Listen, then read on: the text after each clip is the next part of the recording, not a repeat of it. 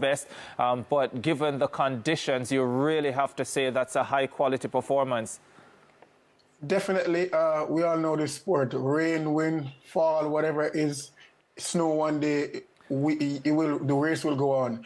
And that is why track and field is a wonderful sport, because everybody faces the same elements. Rain is not falling in rain, one or two, everybody feels the same elements. But what I will commend the girls for, especially the twins, when we talk about practice and being a cohesiveness, that's what we spoke about.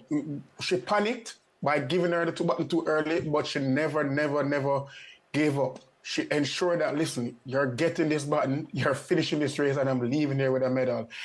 I'm so happy that they placed Shelly on the first leg so could get the fire going at first. That's just how I had it when I saw that there's no Sharika. I love the placement. I love the fight. We fought till the end, and it was a wonderful race for the girls.